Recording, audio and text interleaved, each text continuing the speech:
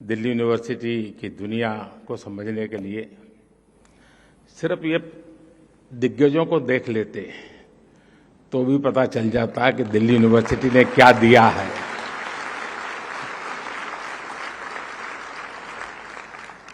कुछ लोग मेरे सामने बैठे हैं जिनको मैं विद्यार्थी काल से जानता हूं, लेकिन अब बहुत बड़े बड़े लोग बन गए हैं।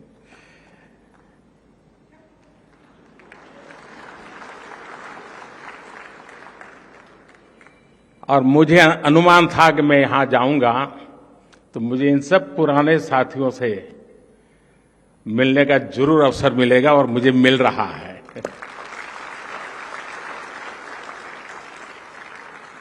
साथियों, डीयू का कोई भी स्टूडेंट हो, कॉलेज फेस्ट चाहे अपने कॉलेज में हो या दूसरे कॉलेज में, उसके लिए सबसे इम्पोर्टेंट यही होता है कि बस किसी तरह उस फेस्ट का हिस्सा बन जाएं।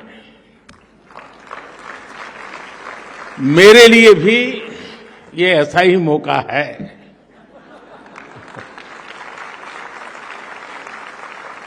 मुझे खुशी है कि आज जब दिल्ली यूनिवर्सिटी के 100 साल का सेलिब्रेशन हो रहा है, तो इस फेस्टिव माहौल में मुझे भी आप सबके बीच आने का अवसर मिला है।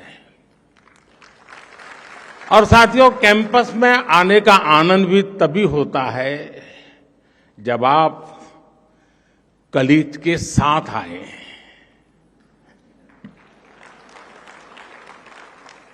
दो दोस्त चल दिए गप्पे मारते हुए, दुनिया जहान की बातें करेंगे, इजराइल से लेकर के मून तक कुछ छोड़ेंगे नहीं।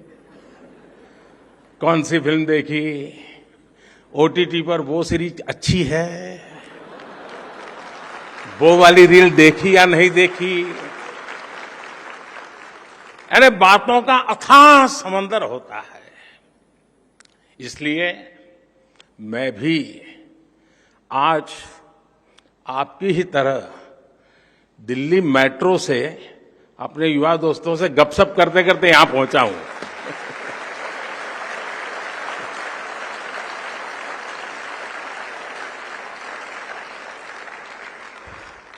उस बातचीत में कुछ किस्से भी पता चले और कई दिलचस्प जानकारियां भी मुझे मिली।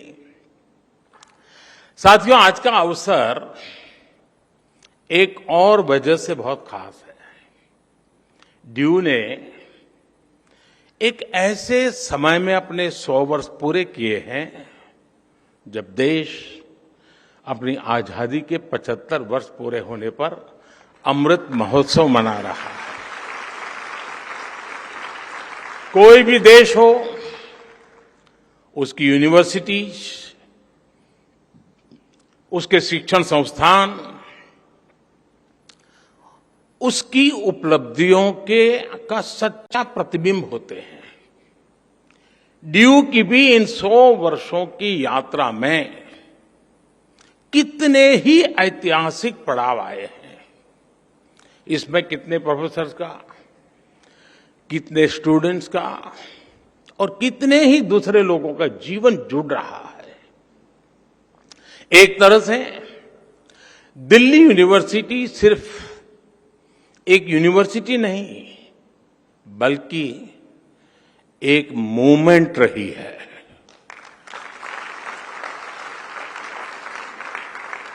इस यूनिवर्सिटी ने हर मोमेंट को जिया है। इस यूनिवर्सिटी ने हर मोमेंट में जान भर दी है। मैं इस ऐतिहासिक अवसर पर यूनिवर्सिटी के सभी प्रोफेसर्स और स्टाफ को, सभी स्टूडेंट्स और एल्यूमनाई को हृदय से बहुत बहुत बधाई देता हूं। साथियों, आज इस आयोजन के जरिए यहां नए और पुराने स्टूडेंट्स भी साथ मिल रहे हैं। स्वाभाविक है, कुछ सदाबहार चर्चाएं भी होगी। नॉर्थ कैंपस के लोगों के लिए कमला नगर, हडसन लाइन और मुखर्जी नगर से जुड़ी यादें,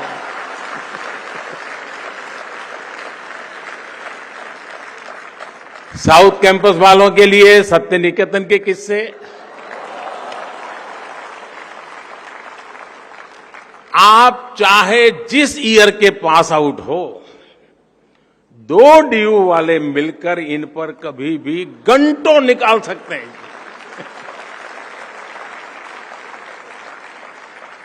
इस सब के बीच मैं मानता हूं डीयू ने 100 सालों में अगर अपने एहसासों को जिंदा रखा है तो अपने मूल्यों को भी जीवंत रखा है। निष्ठा धृति सत्यम, यूनिवर्सिटी का ये ध्येय वाक्य अपने हर एक स्टूडेंट के जीवन में गाइडिंग लैंप की तरह है। साथियों, हमारे यहां कहा जाता है, ज्ञान वानेन सुखवान, ज्ञान वानेव जीवति, ज्ञान वानेव बलवान, तस्मात् ज्ञान मयो भव। अर्थात जिसके पास ज्ञान है वही सुखी है, वही बलवान है, और वास्तव में वही जीता है जिसके पास ज्ञान है।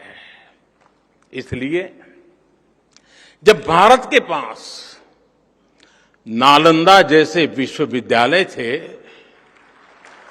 तब भारत सुख और समृद्धि के शिखर पर था। जब भारत के पास तक्षशिला जैसे संस्थान थे, तब भारत का विज्ञान विश्व को गाइड करता था। भारत की समृद्ध शिक्षा व्यवस्था भारत की समृद्धि की वाहक थी। ये वो समय था जब दुनिया की जीडीपी में बहुत बड़ा शेयर भारत का होता था। लेकिन गुलामी के सैकड़ों वर्षों के कालखंड ने हमारे शिक्षा के मंदिरों को, इन एजुकेशन सेंटर्स को तबाह कर दिया। और जब भारत का बौद्धिक प्रवाह रुका तो भारत की ग्रोथ भी थम गई। लंबी गुलामी के बाद देश आजाद हुआ। इस दौरान आजादी के भावनात्मक ज्वार को एक मूर्त रूप देने में भारत की यूनिवर्सिटी ने एक अहम भूमिका निभाई थी। इनके जरिए एक ऐसी युवा पीढ़ी खड़ी हुई जो उस समय के आधुनिक विश्व को ललकार सकती थी। दिल्ली यूनिवर्सिटी भी इस मूवमेंट का एक बड़ा सेंटर थी। डीयू के सभी स्टूडेंट्स, वो चाहे किसी भी कोर्स में हो, वो अपने संस्थान की इन जड़ों से जरूर परिचित होंगे। अतीत की ये समझ हमारे अस्तित्व को आकार देती है, आदर्शों को आधार देती है और भविष्य के विजन को विस्तार देती है। साथियों, कोई इंसान हो या संस्थान, जब उसके संकल्प देश के लिए होते हैं तो उसकी सफलता भी देश की सफलताओं से कदम मिलाकर चलती है। कभी डीयू में केवल 3 कॉलेज थे, आज 90 से ज्यादा कॉलेज है। कभी भारत की इकोनॉमी फ्रेजाइल के लिस्ट में थी, खस्ता हाल थी। आज भारत दुनिया की टॉप 5 इकोनॉमीज में शामिल हो चुका है।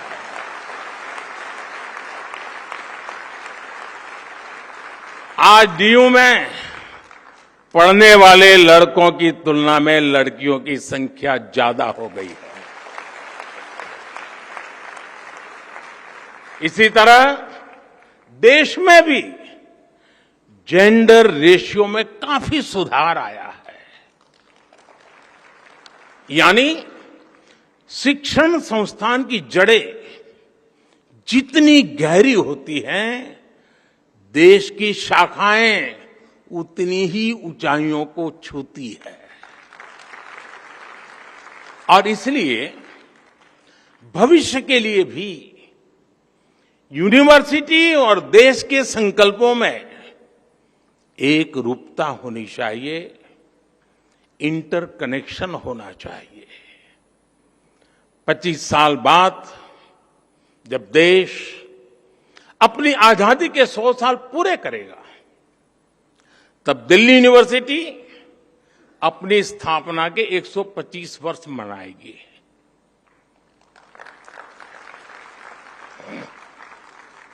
तब लक्ष्य था भारत की स्वतंत्रता। अब हमारा लक्ष्य है 2047 तक विकसित भारत का निर्माण।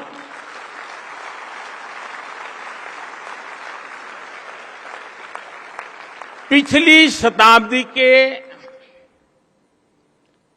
तीसरे दशक ने, अगर पिछली शताब्दी के इतिहास की तरफ नजर करें तो पिछली शताब्दी के तीसरे दशक ने स्वतंत्रता संग्राम को नई गति दी थी। अब इस शताब्दी का ये तीसरा दशक भारत की विकास यात्रा को नई रफ्तार देगा।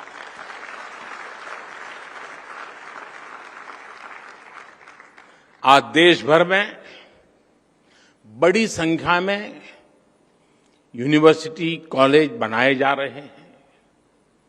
पिछले कुछ वर्षों में आईआईटी, आईआईएम, एनआईटी और एम्स जैसी संस्थाओं की संख्या में लगातार बढ़ोतरी हुई है। ये सभी इंस्टीट्यूट्स न्यू इंडिया के बिल्डिंग ब्लॉक्स बन रहे हैं। साथियों, शिक्षा सिर्फ सिखाने की प्रक्रिया नहीं है, बल्कि ये सीखने की भी प्रक्रिया है। लंबे समय तक शिक्षा का फोकस इसी बात पर रहा कि छात्रों को क्या पढ़ाया जाना चाहिए, लेकिन हमने फोकस इस बात पर भी शिफ्ट किया कि छात्र क्या सीखना चाहता है।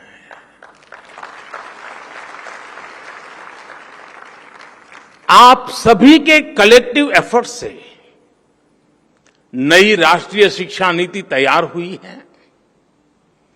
अब छात्रों को यह बड़ी सुविधा मिली है कि वो अपनी इच्छा से अपनी पसंद के विषयों का चुनाव कर सकते हैं। शिक्षण संस्थाओं की क्वालिटी बेहतर बनाने के लिए भी हम लगातार काम कर रहे हैं।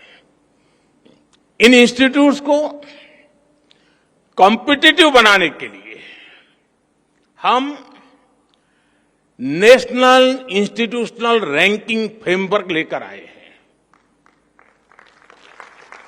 इससे देश भर के इंस्टीट्यूशंस को एक मोटिवेशन मिल रहा है। हमने संस्थाओं की स्वायत्तता को क्वालिटी ऑफ एजुकेशन से भी जोड़ा है। जितना बेहतर संस्थाओं का प्रदर्शन होगा, उतनी ही उन्हें स्वायत्तता मिल रही है। साथियों, शिक्षा की फ्यूचरिस्टिक नीतियां और निर्णयों का परिणाम है कि आज इंडियन यूनिवर्सिटी की ग्लोबल पहचान बढ़ रही है। 2014 में क्यूएस वर्ल्ड रैंकिंग में केवल 12 इंडियन यूनिवर्सिटीज होती थी। 2014 में 12 यूनिवर्सिटीज, लेकिन आज ये संख्या 45 हो गई है। हमारे एजुकेशन इंस्टीट्यूट्स दुनिया में अपनी अलग पहचान बना रहे हैं।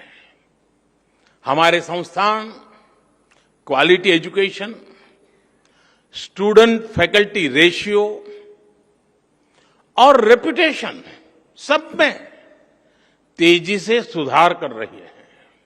और साथियों, आप जानते हैं, इन सब के पीछे सबसे बड़ी गाइडिंग फोर्स कौन सी काम कर रही है?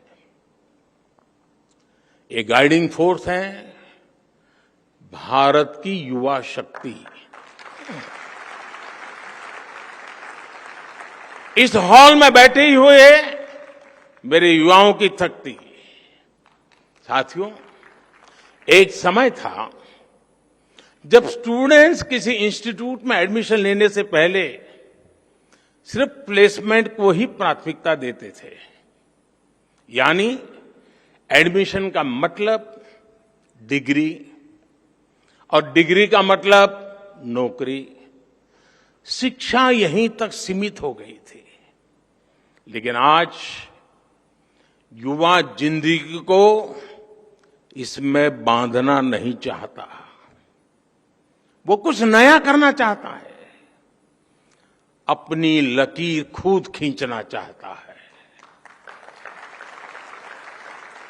2014 से पहले भारत में सिर्फ कुछ 100 स्टार्टअप्स थे।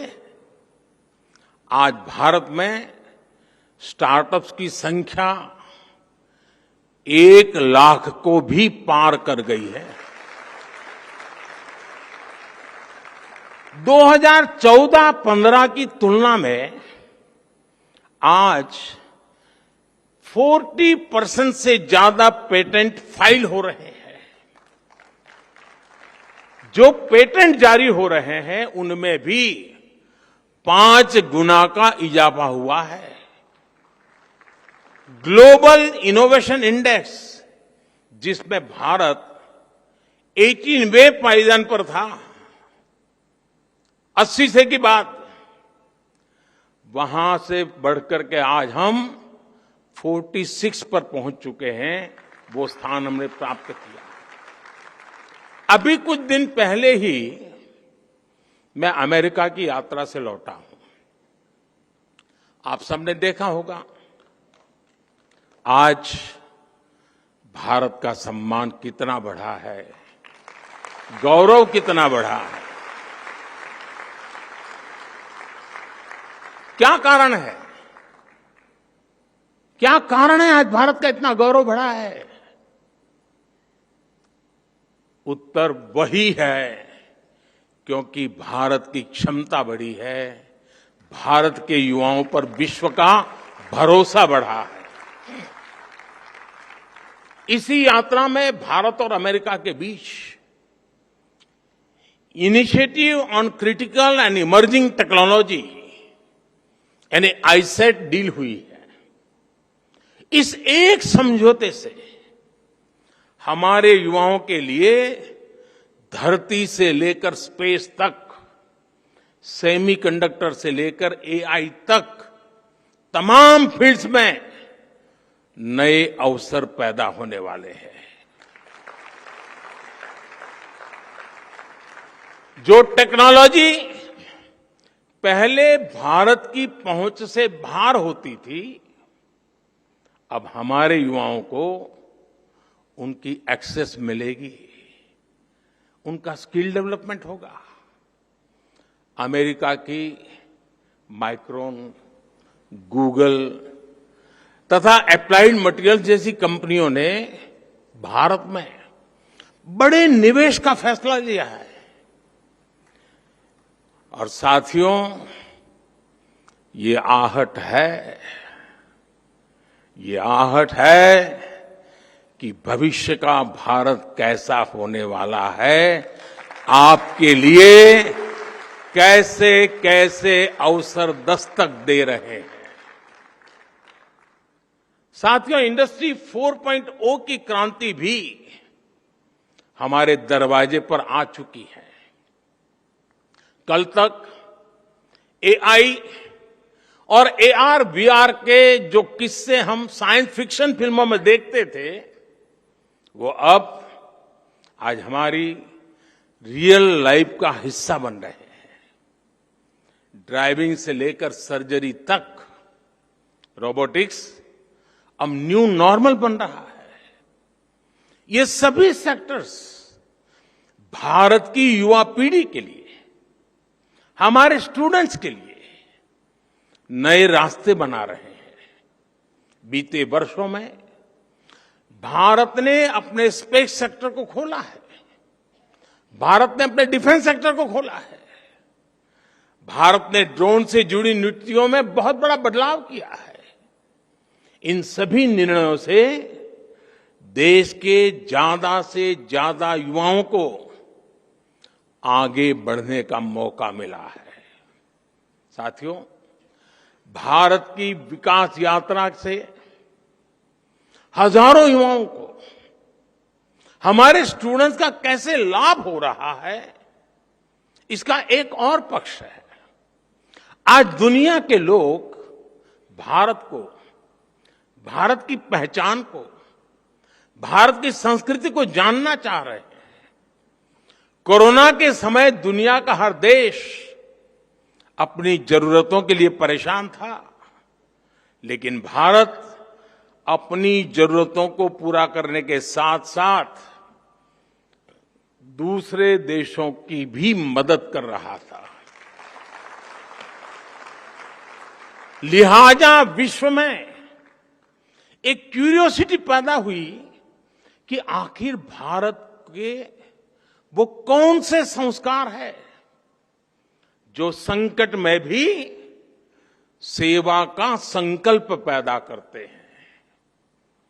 भारत का बढ़ता सामर्थ्य हो, भारत की G20 प्रेसिडेंसी हो, ये सभी भारत के प्रति कौतूहल बढ़ा रहे हैं। इससे हमारे जो ह्यूमैनिटीज के स्टैंडर्ड्स हैं, स्टूडेंट्स हैं, उनके लिए अनेकों नए अवसर पैदा होने वाले हैं। योग जैसा हमारा विज्ञान, हमारी संस्कृति, हमारे फेस्टिवल, हमारा लिटरेचर, हमारी हिस्ट्री, हमारा हेरिटेज, हमारी विधाएं, हमारे व्यंजन आज हर किसी की चर्चा हो रही है। हर किसी के लिए नया आकर्षण पैदा हो रहा है। इसलिए उन भारतीय युवाओं की डिमांड भी बढ़ रही है जो विश्व को भारत के बारे में बता सके, हमारी चीजों को दुनिया तक पहुंचा सके।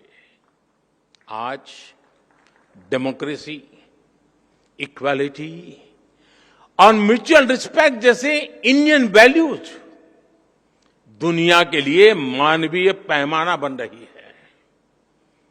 गवर्नमेंट फोरम से लेकर डिप्लोमेसी तक कई क्षेत्रों में भारतीय युवाओं के लिए लगातार नए मौके बन रहे हैं। देश में हिस्ट्री, हेरिटेज और कल्चर से जुड़े क्षेत्रों ने भी युवाओं के लिए अपार संभावनाएं बना दी है। आज देश के अलग अलग राज्यों में ट्राइबल म्यूजियम्स बन रहे हैं। पीएम म्यूजियम के जरिए आजाद भारत की विकास यात्रा के दर्शन होते हैं। और आपको ये जानकर के भी अच्छा लगेगा कि दिल्ली में विश्व का सबसे बड़ा हेरिटेज म्यूजियम युगे युगीन भारत, ये भी बनने जा रहा है।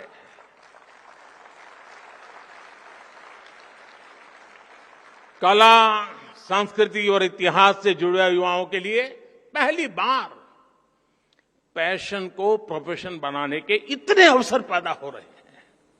इसी तरह आज दुनिया में भारतीय टीचर्स की अलग पहचान बनी है। मैं ग्लोबल लीडर से मिलता हूं, उनमें से कई अपने किसी न किसी इंडियन टीचर से जुड़े किस्से बताते हैं और बड़े गौरव से बताते हैं। भारत की ये सॉफ्ट पावर इंडियन यूथ की सक्सेस स्टोरी बन सकती है। इस सब के लिए हमारी यूनिवर्सिटीज को, हमारे इंस्टीट्यूशंस को तैयार होना है, अपने माइंडसेट को तैयार करना है। हर यूनिवर्सिटी को अपने लिए एक रोड मैप बनाना होगा, अपने लक्ष्यों को तय करना होगा। जब आप इस संस्थान के 125 वर्ष मनाए, तब आपकी गिनती वर्ल्ड की टॉप रैंकिंग वाली यूनिवर्सिटी में हो, इसके लिए अपने प्रयास बढ़ाएं। फ्यूचर मेकिंग इनोवेशंस आपके यहां हो, दुनिया के बेस्ट आइडियाज और लीडर्स आपके यहां से निकले, इसके लिए आपको लगातार काम करना होगा। लेकिन इतने सारे बदलावों के बीच आप लोग पूरी तरह मत बदल जाइएगा।